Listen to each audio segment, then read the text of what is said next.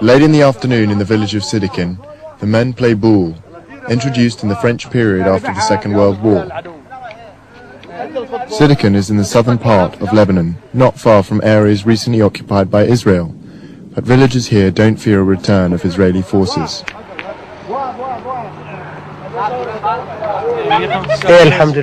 We are protected, thank God. We protect ourselves. We know how to deal with them now. They tried and we threw them out. The belief in their own strength stems from different Islamic movements in southern Lebanon, mostly Hezbollah, branded a terrorist organization by the USA. Hezbollah is funded and strongly influenced by Iran. The Shia Muslims are the largest religious group in Lebanon, and Hezbollah, widely supposed to be armed by Syria, can easily mobilize thousands of fighters.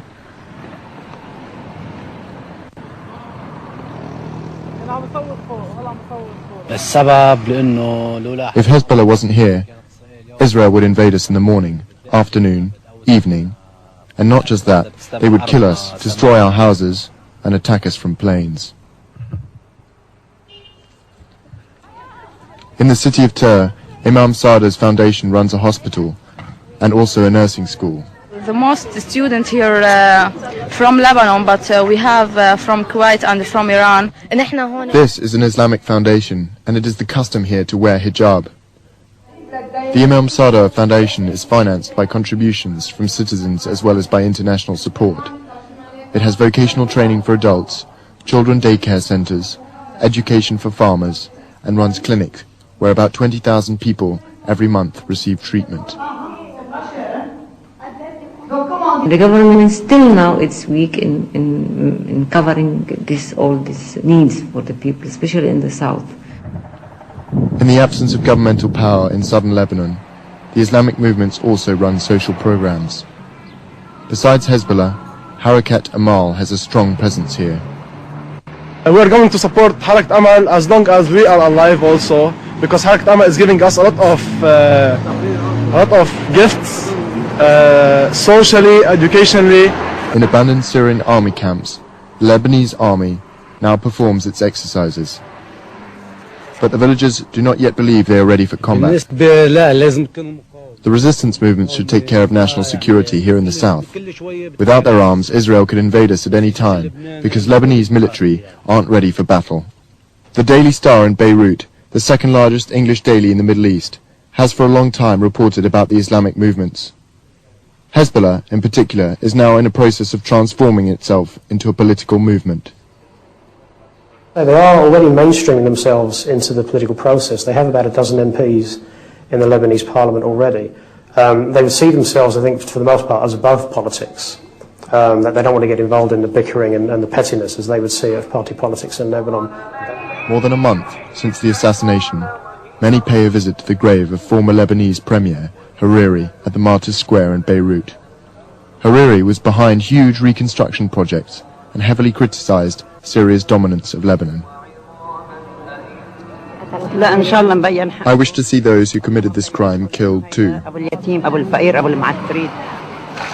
The huge unemployment in Syria has forced nearly 1 million job seekers to look for employment in Lebanon. Hassan Ali has worked here on and off for 10 years and receives about €200 a month. We work mostly at construction sites. Maybe we cannot get work for a full month. Anyhow, what we earn here is 2-3 times better than in Syria. Syria claimed to control much of the economy in Lebanon and wants to keep this grip, as well as political control. During the civil war, Syrian troops enforced peace and served as a strong counterbalance to the Israeli forces, which the Lebanese in general are thankful for. Now, when UN Resolution 1559 demands a Syrian withdrawal, Hezbollah sees that as unjustified pressure from abroad. The resolution demands disarmament of their military. But many want an end to Syria's total control in Lebanon and receive international support in their protests, especially from the USA and France.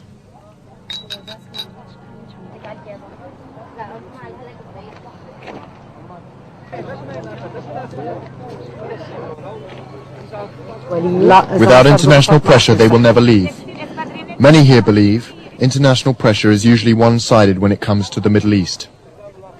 By helping Lebanon is by implementing all the United Nations resolution and stop mucking around, stop making monkey business, stop playing with us.